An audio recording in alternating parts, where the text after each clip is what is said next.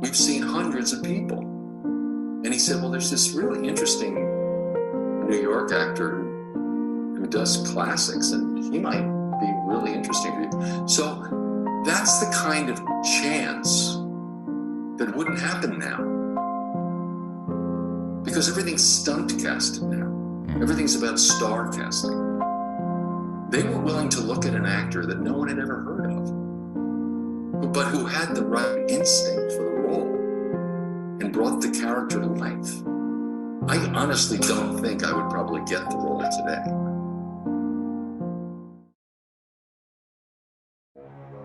I recently did a review of the Super Mario Bros. Movie where I briefly went over one of my main criticisms for the movie. I made a comment about the film's star casting and how it results in the voice acting for most of the characters being grating and annoying. And there were some people who were curious as to why I would say that. Because Jack Black is in this movie, and everyone loves Jack Black, right? Now, yes, Jack Black is really cool, but was he truly the most go-to guy for voicing Bowser? So I decided to use this video to delve into one of the most annoyingly consistent things about a lot of animated movies today, which would be the decision to cast big Hollywood actors as voice actors for the animated characters. Over the years, there's been some debate as to how this whole thing actually started. Some say it was Disney screwing over Robin Williams during the production of Aladdin, while others say it was DreamWorks when they hired a star cast to provide the voices for Shrek. And there are also people who say that star casting has been in animated movies long before either of these instances. Whatever case you agree with, there's no denying that star casting has become a really big part of how many animated movies are produced now. Now, I want to preface all this by saying that star casting in itself is not inherently a bad thing. There are cases of Hollywood actors who prove themselves to be very vibrant and talented voice actors, like Mark Hamill as the Joker, or James Woods as Hades. Wait, am I allowed to say anything nice about James Woods anymore? But more often than not, you have cases where the celebrity in question was thrown in just because the studio wanted to make money off of them, which results in the voices being extremely generic and flat. I mean, really? Dwayne Johnson as Crypto the Superdog? It's not like DC wasn't making money off his likeness already. The problem usually comes from how these celebrities don't fit the roles of the characters they're given to work with, and their tone comes across as off-putting. This brings me back to what I said about the star casting in the Mario movie, with the two most blatant examples being Seth Rogen as Donkey Kong and Chris Pratt as Mario. Seth just sounds like every other performance he gives, with his voice coming across as really generic and awkward. And Chris Pratt is so unconvincing as Mario. I don't care that he voiced Emmett in the Lego movie, he was not a good choice for Mario. And what makes it even worse is that you have Charles Martinet as a cameo, the guy who has owned the role of Mario for 35 years. A legend in voice acting is reduced to a cameo appearance in a Super Mario movie. That is the stupidest thing I've ever heard. Casting Charles as an extra in the movie and hiring a Hollywood actor to take his place as his most iconic character is fundamentally wrong. It's such a random decision that doesn't benefit the film in any way. I can't say that it's Chris Pratt's fault because I highly doubt that he thought this was a good idea either. It's the studios and executives who are in charge of finding the right people for these types of movies. And the only thing that seems to be on their mind is which American celebrity will make us the most money. The thing is, Hollywood celebrities have a lot of power just by their names and how renowned they are for their movies. So of course they're gonna go with what they think will result in the most profits. And when these movies end up making a lot of money regardless, they have a warped idea as to why those movies made the money they made. People aren't watching the Super Mario Bros. Movie because you threw in a bunch of Hollywood celebrities into the cast. They're watching it because it's an enjoyable, lighthearted adaptation to a widely popular and beloved video game franchise that pays proper respect to its source material. It doesn't matter if you hire big-name Hollywood celebrities or film students from some random college, that's universally appealing. Voice acting is about the authenticity of the delivery. You have to have the right range and an inflection that fits both the design and personality of the character in question. Chris Pratt as Mario is so painfully flat. Every other minute of this movie I was picturing Star-Lord or that Jurassic Park guy because he does such a bad job at impersonating Mario. And this is only the latest in a very long string of examples. As far back as the last 25 years, animation studios have been hell-bent on cashing in on star power and Hollywood celebrities because they were too lazy to find actual voice actors. There are so many examples for me to go through that it would be impossible for me to pick just one. While I'm sure there are people who will point out animated movies with celebrity voice acting as far back as the mid-1900s, it was an extremely different time. Movies like The Lion King, the Rescuers movies, The Fox and the Hound, and the animated Lord of the Rings movies certainly had notable celebrities in them. However, those animated movies weren't marketed on the likeness of their celebrities. If anything, animated movies back then were advertised on everything but the likeness of the voice actors. The story, characters, animation, music, and even sound effects took precedence over the voice talent. They mostly relied on character actors and non-celebrity talent over big names in Hollywood at the time. Think of it as how many English dubs of anime are done today. Instead of getting someone like Tom Cruise to provide the voice of Kakashi from Naruto, they got some guy named Dave Wittenberg. I describe him as some guy because before the internet made information like this accessible, no one knew who Dave Wittenberg even was. He was a random person no one had ever heard of. Yet the studio in charge of dubbing Naruto picked him because he had the best instinct and tone for the role. Now, obviously you can say they didn't get a Hollywood actor because that was outside of their budget, but my point still stands. Dave owned the role of Kakashi masterfully because he was trained specifically in the art of voice acting. He knew exactly how to sound because he never had to worry about anything except the delivery of his lines. And I bring this up because this can be applied to so many voices of popular cartoon characters. Scott Weiner from Aladdin, Jodie Benson from The Little Mermaid, Robbie Benson from Beauty and the Beast, B.D. Wong from Mulan, Barry Ingham from The Great Mouse Detective, Tia Carrier from Lilo and Stitch, Jay Baruchel from How to Train Your Dragon, Chris Sarandon from The Nightmare Before Christmas. These are all very small-time people compared to the big leagues, and yet their work is so widely recognized because they put so much passion and love into the voices of these characters. These are people whose names you might not know, but you know their voices because their excellent performances as these characters are deeply ingrained into your memory. So how is it that someone like Peggy O'Hara is still celebrated for her performance as Belle, while Justin Timberlake... Why won't you sing? Because singing killed my grandma, okay? Yeah, this isn't even a contest. The reason for this is that people like Scott Weiner and B.D. Wong were more experienced in voice acting as opposed to live-action appearances. Justin Timberlake was not. He's a good singer, but he's not a good voice actor, because all of his talent and training went into things that didn't require him to put all of his energy into line delivery for a cartoon character. The thing is, voice acting and live-action acting are two extremely different fields of work. Live-action acting revolves around working with people directly in person. The actors are trained to work off each other while standing next to each other. How to react to the other person, how to emote their bodies in fitting ways, how to adapt to the camera because their physical appearance is being presented on screen. It's not just about how you sound, it's also about how you look, and the energy you put into your body language. Now, imagine taking someone who's trained in that field and just stuffing them in a booth with a script with little to no context for the character they're voicing. This is what results in things like this. That's a woman? This. You like jazz? And most infamously, this.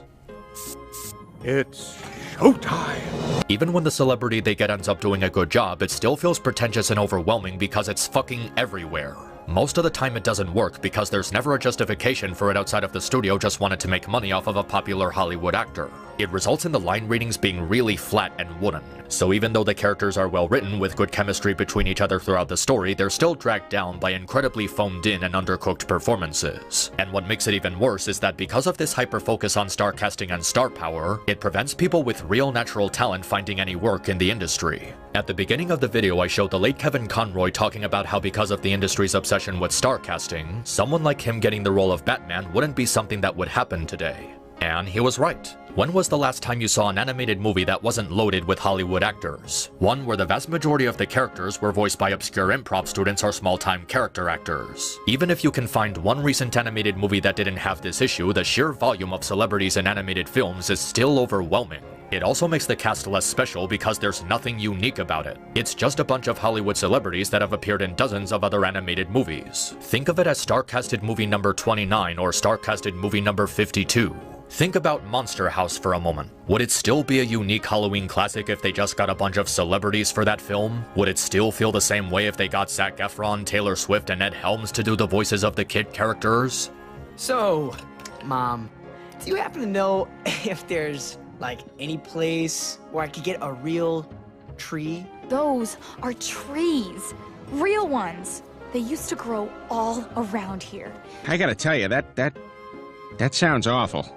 Oh, and that's another problem with star casting. It kills the mood of animated stories when the kids are being voiced by adults, especially when they put no effort into disguising their voices. Like, maybe I could see this working if the celebrity is in their early 20s, but it starts to get out of hand when you have the kids being voiced by 30 to 50-year-olds. Their voices come across as way too deep and monotone for a kid to have, which takes away from the immersion. This is the kind of thing that's usually done as a joke, like in Family Guy or Bebe's Kids or Arthur. But when we're expected to take these adult voices coming out of a kid without any sarcasm to it, it's just not right. And I know what you might be thinking. What about Colleen Ann O'Shaughnessy? She's a 50-year-old woman and she does a great job voicing Tails. Well, yes, she does do a good job. But that's because she puts effort into making her voice sound convincing. She's a highly experienced voice actor who provided the voice for Tails for many, many years. So she has enough familiarity with the character to make his voice come across as natural for his age. Compare that to someone like Scott Wolf and Alyssa Milano voicing Scamp and Angel. They put no effort into disguising their voices or sounding younger, which results in the characters sounding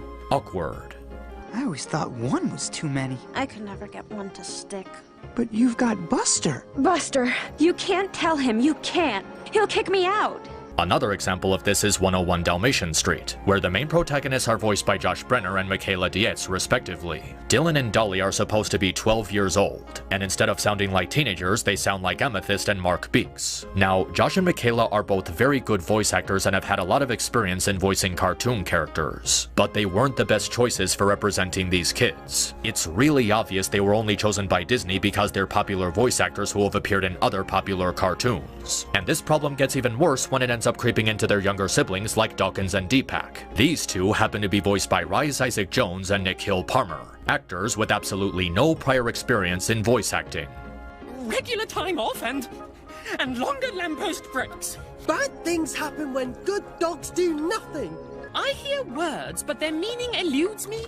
I achieve my inner light, and it's cat-shaped. And as you can hear, they're about as convincing as Arnold Schwarzenegger as Mr. Freeze. I wouldn't mind too much, except they don't even try to make them sound like 10-year-old boys. They sound like Hank Hill with his testicles being demolished. And what makes it even worse is that they clearly had the resources to find child actors to provide the voices for the other pups. So why couldn't they do the same for these two? Were they really too lazy to do auditions for 2 more kids? In preparation for this video, I've been taking the time to watch comic dubs on YouTube, where all the voices are done by average everyday people you've never heard of, and they're actually a lot of fun to watch. Part of what helps them feel refreshing is that the people behind these comic dubs put real time and energy into voicing these characters. They're really in tune with the stories being told, and there's a lot of passion and effort placed into the voices. As I said before, it's about how the actors deliver their lines, and Hollywood actors that aren't trained to work with their voices alone aren't capable of properly delivering these lines. Every time I hear these voices in an animated movie, my brain immediately goes, oh hey, it's that guy who was in that one movie a lot of people like. There's nothing special about it anymore because it's all the same. Just get these popular people who worked on these popular movies and cast them into this movie for a quick buck. It makes the voice acting dull and less passionate because there's no reason for it other than money. Which brings me to a question a lot of people may be asking. How do we separate bad celebrity voice acting from good celebrity voice acting? Well, for that, we have to look into 2 examples that exponentially stand out. Mark Hamill and Robin Williams, who are universally celebrated for their work on Batman's Joker and Aladdin's Genie. One of the reasons Mark Hamill worked so well as the Joker was because he had the ability to completely change the tone of his voice. He trained himself to sound completely different, putting a lot of energy and effort into disguising his voice. Without prior knowledge that it's Mark Hamill, you never would have guessed that it was him voicing the Joker. That's how amazing he was at disguising his voice. On top of that, Mark is using a tone that fits the personality of the character perfectly. Joker is Batman's opposite in every way. He's a colorful, homicidal clown who worships chaos and death. The voice Mark uses for this character is the kind of voice you would expect someone like the Joker to have. A person who is dark and deeply sinister who hides his true colors behind the vibrant and silly appearance of a circus performer. He captures a wide range of emotions with him, having the right volume and expression for every scene he's in. Mark Hamill's Joker manages to be one of the most iconic iterations of the character and stands out from the rest for how much personality is placed into the voice. He's one of the best, if not the best Joker for how masterful the performance is, making Mark Hamill's portrayal less of a gimmick and more of an art. Then there's Robin Williams as the Genie. We all know how amazing and beloved the character is, but it never would have been nearly as iconic had they not gotten Williams to provide the voice. This is because, unlike other characters voiced by celebrities, the Genie was built entirely around Williams. The Genie is an animated characterization of Robin's performance as an improv comedian. Williams was highly skilled in impersonation and stand-up, and the animators wanted to personalize that into the way the genie was animated. How he moves, how he talks, how he interacts with the other characters. And by making him into a fourth wall breaker who can make pop culture references and other references to modern day elements that don't fit the story's time period, the possibilities of what Robin could do with this character were limitless. Aladdin would not be able to work without Robin Williams voicing the genie. Williams was absolutely vital to making the film work the way it does. Now compare that to most celebrity casting these days, where these cartoon characters could have just as easily been voiced by another celebrity and it would have no effect on the movie at all. It's so droll and worn out with no creativity or wit to how these actors are chosen. And in many instances, the star casting is used as a deliberate distraction to keep your mind off the writing quality of the movie. Remember how people made fun of Patrick Stewart as the poop emoji as he was thrown into the movie specifically for his namesake, with the character having absolutely no impact on the story? Well, the exact same problem can be found in Toy Story 4, with the introduction of characters like Ducky and Bunny. These two have absolutely no influence on any of the events that occur throughout the entire story and are there specifically because they wanted to use Keegan-Michael Key and Jordan Peele for the film's marketing. Oh, but no one made fun of that because this was Pixar. Everyone loves Pixar, right? Surely they can do no wrong. What, you don't believe us? Well, what if we throw in Keanu Reeves? Everyone loves Keanu Reeves, therefore you must think our movie is a lot of fun, right? Yeah, well, that didn't stop Toy Story 4 from being a lame Woody X Bo Peep fanfiction. Studios have a tendency to abuse star power by getting Hollywood actors to play the voices of characters in animated movies that people would have otherwise had absolutely no interest in seeing. And that comes across as kind of insulting because they know that these scripts are incapable of standing on their own. So they have to take advantage of a celebrity's popularity among little kids and moviegoers. I mean, come on. Did you guys really go to see Shark Tale because you thought it was going to be a fantastic movie that would stand out as one of the best in DreamWorks' catalog? Or did you go because they got Will Smith and Jack Black to voice the ugly-looking fish? It's really manipulative and insulting to your intelligence that they're banking these movies on your familiarity with these people. The worst example is probably The Lion King 2019. Oh gee willikers. Look at all these big name Hollywood stars they got to be a part of this disgusting bastardization of a beloved classic. I mean, give them credit for getting actual children to voice Simba and Nala, but John Oliver as Zazu? What the fuck? Who in their right mind was looking at this character and the first thing that came to their mind was John Oliver? I mean, Seth Rogen and Bill Eichner as Timon and Pumbaa makes a little bit of sense, but John Oliver as Zazu? Why? Why? People talk about how Beyonce and Donald Glover were miscasted, but this is just an entire other level of insanity. And like I said, this is only the worst example. There's a lot of other instances of celebrity casting where it's used to distract audiences and draw attention away from the quality of the movie. Seriously, no one in the world would give a shit about Boss Baby unless they got Alec Baldwin involved somehow. They don't try to make the voices distinct or something you wouldn't experience from just watching another movie. It's just, hey, it's Dwayne Johnson as Crypto the Superdog, go watch it. And it's a completely bizarre thing to do because the goal of these corporate assbags is to save and make as much money as possible. You'd think they would want to save money by hiring a character actor instead of The Rock, unless he just wanted another boost to his ego, as if he doesn't have enough already. Aside from the fact that the industry already has a really nasty habit of treating voice actors like dog shit, it's a backwards practice because you end up accomplishing the opposite of your end goal. Instead of spending a shitload of money to get these big Hollywood names, just get someone like Billy West or Jason Marsden who would probably charge you less money. And I think what makes the decision to have star casting in a Mario movie so bad is because, well, it's Super Mario. It's one of the most popular and highly profitable video game franchises of all time. A Mario game can make millions in sales just by the fact that he's a household name in video game culture. There would be no concern for profits when it comes to an animated Super Mario movie on this scale because it's going to make a shitload of money off of both kids and Mario fans worldwide. So why did you think you'd have less of a chance unless you casted Charlie Day as Luigi? It's practically turned voice acting into a cheap contest. Instead of getting people who are best suited for the cartoon characters they're voicing and bringing them to life, let's see which group of privileged Hollywood assholes will make us the most money. It's a disservice to voice acting as an expressive form of talent. It's insulting to people who actually put a lot of hard work into their voices. It's cheap by hiring Hollywood snobs who know nothing about voice acting who put no effort into disguising their voice. And it's just another example of Hollywood's horrible mistreatment of animation,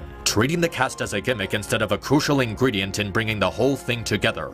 I know realistically there isn't anything we can do to stop this because of how deeply star casting has been integrated into modern movies, except maybe to pirate these movies until Hollywood collapses from financial instability. But I figured that because of how passionate people have become about voice acting, it's important to keep all this in mind when they inevitably do something stupid like casting Tim Curry or Jim Carrey as Wario or Luigi. Honestly, this whole situation just gives me another reason to hate Disney for being a bunch of money-grubbing dipshits for how their deception against Robin Williams resulted in one of the most repetitive tropes in animated movies. So fuck you, Disney. Fuck you for ruining voice acting for everyone. And fuck your Moana live-action remake. I know it's not even out yet, but The Little Mermaid will be out soon, and if that movie is any indication, I have no doubt that this one will suck too, so fuck you.